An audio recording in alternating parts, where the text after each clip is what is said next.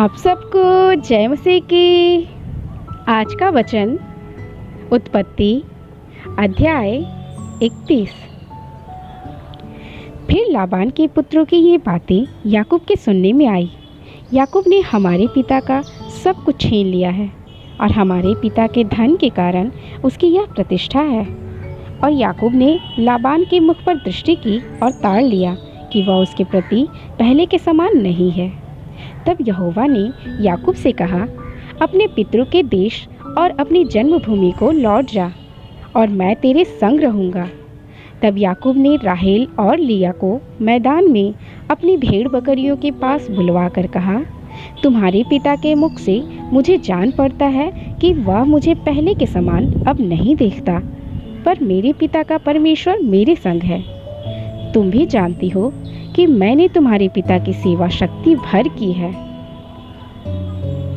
फिर भी तुम्हारे पिता ने मुझसे छल करके मेरी मजदूरी को 10 बार बदल दिया, परंतु परमेश्वर ने उसको मेरी हानि करने नहीं दिया। जब उसने कहा, चित्ती वाले बच्चे तेरी मजदूरी ठहरेंगे, तब सब भेड़ बकरियां चित्ती वाले ही जनने लगे। और जब उसने कहा, धारी वाले बच्चे तेरी मजदूरी ठहरेंगे, तब सब भेड़ बकरियां धारी वाले जनने लगे। इस रीति से परमेश्वर ने तुम्हारे पिता के पशु लेकर मुझको दे दिए। भेड़ बकरियों के गाभिन होने के समय मैंने स्वप्न में क्या देखा कि जो बकरे बकरियों पर चढ़ रहे हैं वे धारी वाले, चित्ती वाले और धब्बे वाले हैं। तब परमेश्वर के दूत ने स्वप्न में मुझसे कहा, हे याकूब। मैंने कहा, क्या आज्ञा? उसने कहा, आंखें उठाकर उन सब बकरों को जो बकरियों पर चढ़ रहे हैं देख कि वे धारी वाले, चित्ती वाले और धब्बे वाले हैं। क्योंकि जो लाबान तुझसे करता है वह मैंने देखा है, और मैं उस बेतेल का परमेश्वर हूँ जहाँ तूने एक खंभे पर तेल डाल दिया था और मेरी मन्नत मानी थी। अब चल, इस देश से निकलकर अपनी जन्मभूमि को लौट जा। तब राहेल और लिया ने उससे कहा, क्या हमारे पिता के घर में अब भी हमारा कुछ भाग या अंश बचा है? क्या हम उसकी दृष्टि में पराये न ठहरे? देख, उसने हमको तो बेच डाला और हमारे रुपये को खा बैठा है। इसलिए परमेश्वर ने हमारे पिता का जितना धन ले लिया है वह हमारा और हमारे बच्चों का है। अब जो कुछ परमेश्वर ने तुझसे कहा है वही कर। तब याकूब ने अपने बच्चों और स्त्रियों को ऊँटों पर चढ़ाया और जितने पशुओं को वह पद्मनाराम में इकट्ठा करके धनाढ़ हो गया था, सबको कनान में अपने पिता इसहाक के पास जाने के विचार से साथ ले गया। लाबान अपनी भेड़ों का ऊन कतरने के लिए चला गया था और राहेल अपने पिता के गृह देवताओं को चुरा ले गई। अतः याकूब लाबान आरामी के पास से चोरी से चला गया। उसको ना बताया कि मैं भागा जाता हूँ। वह अपना सब कुछ लेकर भागा और महानद के पार उतरकर अपना मुंह गिलाद के पहाड़ी देश की ओर किया। तीसरे दिन लाबान को समाचार मिला कि याकूब भाग गया है। इसलिए उसने अपने भाइयों को साथ लेकर उसका 7 दिन तक पीछा किया और गिलाद के पहाड़ी देश में उसको जा पकड़ा। परंतु परमेश्वर ने रात के स्वप्न में अरामी लाबान के पास आकर कहा, सावधान रह, तू याकूब से ना तो भला कहना और न बुरा। और लाबान याकूब के पास पहुंच गया। याकूब अपना तंबू गिलाद नामक पहाड़ी देश में खड़ा किए पड़ा था और लाबान ने भी अपने भाइयों के साथ अपना तंबू उसी पहाड़ी देश में खड़ा किया। तब लाबान याकूब से कहने लगा, तूने यह क्या किया कि मेरे पास से चोरी से चला आया और मेरी बेटियों को ऐसा ले आया मानो तलवार के बल से बंदी बनाई गई हो? तू क्यों चुपके से भाग आया और मुझसे बिना कुछ कहे मेरे पास से चोरी से चला आया? नहीं तो मैं तुझे आनंद के साथ मृदंग और वीणा बजवाते और गीत गवाते विदा करता। तूने तो मुझे अपने बेटे बेटियों को चूमने तक न दिया। तूने तो मूर्खता की है। तुम लोगों की हानि करने की शक्ति मेरे हाथ में तो है, पर तुम्हारे पिता के परमेश्वर ने मुझसे बीती हुई रात से कहा, सावधान रह याकूब से ना तो भला कहना और ना बुरा। भला अब तू अपने पिता के घर का बड़ा अभिलाषी होकर चला आया तो चला आया, पर मेरे देवताओं को तू क्यों चुरा ले आया है? याकूब ने लाबान को उत्तर दिया, मैं यह सोचकर डर गया था कि कहीं तू अपनी बेटियों को मुझसे छीन ना ले। जिस किसी के पास तूने अपने देवताओं को पाए वह जीवित ना बचेगा। मेरे पास तेरा जो कुछ निकले उसे भाई बंधुओं के सामने पहचान ले और ले ले। क्योंकि याकूब न जानता था कि राहेल गृह देवताओं को चुरा ले आई है।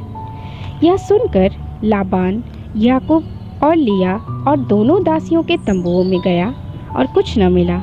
तब लिया के तंबू में से निकलकर राहेल के तंबू में गया। राहेल तो गृह देवताओं को ऊंट की काठी में उसके ऊपर उन पर बैठी थी। लाबान ने उसके सारे तंबू में टटोलने पर भी उन्हें ना पाया। राहेल ने अपने पिता से कहा, हे मेरे प्रभु, इससे अप्रसन्न ना हो कि मैं तेरे सामने नहीं उठी, क्योंकि मैं मासिक धर्म से हूँ। अतः उसे ढूंढने पर भी गृह देवता उसको ना मिले। तब याकूब क्रोधित होकर लाबान से झगड़ने लगा और कहा, मेरा क्या अपराध है? मेरा क्या पाप है कि तूने इतना क्रोधित होकर मेरा पीछा किया है? तूने जो मेरी सारी सामग्री को टटोल कर देखा, तो तुझको अपने घर की सारी सामग्री में से क्या मिला?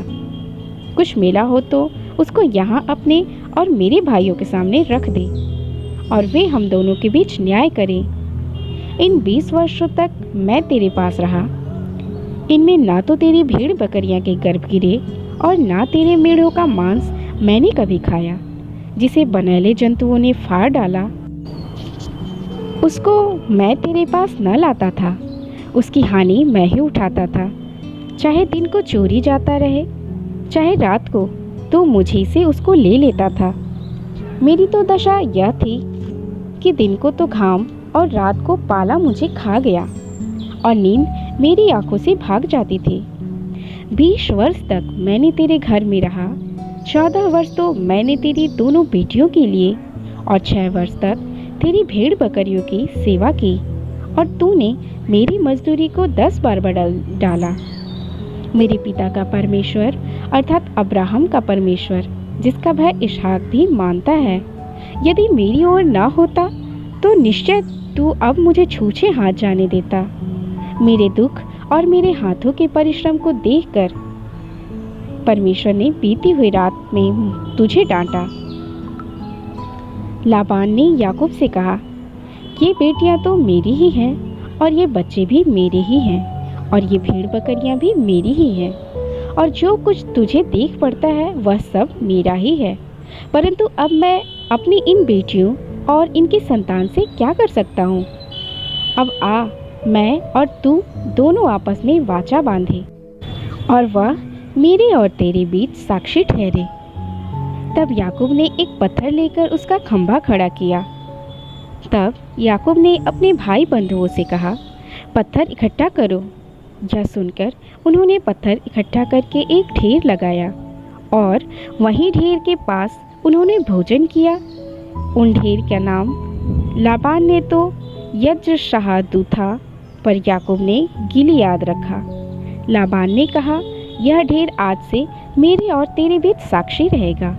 इस कारण उसका नाम गिलियाद रखा गया, और मिज्पा भी, क्योंकि उसने कहा, जब हम एक दूसरे से दूर रहें तब यहोवा मेरी और तेरी देखभाल करता रहे। यदि तू मेरी बेटियों को दुख दे या उनके सिवाय और स्त्रियां ब्याह ले, तो हमारे साथ कोई मनुष्य तो न रहेगा, पर देख मेरे तेरे बीच में परमेश्वर साक्षी रहेगा। फिर लाबान ने याकूब से कहा, इस ढेर को देख और इस खंभे को भी देख, जिनको मैंने अपने और तेरे बीच में खड़ा किया है। यह ढेर और यह खंभा दोनों इन बात के साक्षी रहें कि हानि करने के विचार से ना तो मैं इस ढेर के पार करके तेरे पास जाऊंगा, ना तू इस ढेर और इस खंभे को पार करके मेरे पास आएगा। अब्राहम और नाहोर और उनके पिता तीनों का जो परमेश्वर है, वह हम तीनों के बीच न्याय करे। तब याकूब ने उसकी शपथ खाई और जिसका भय उसका पिता इसहाक मानता था। और याकूब ने उस पहाड़ पर मेल बलि चढ़ाया और अपने भाई बंधुओं को भोजन करने के लिए बुलाया। तब उन्होंने भोजन करके पहाड़ पर रात बिताई। भोर को लाबान उठा और अपने बेटे बेटियों को चूमकर और आशीर्वाद देकर चल दिया और अपने स्थान को लौट गया।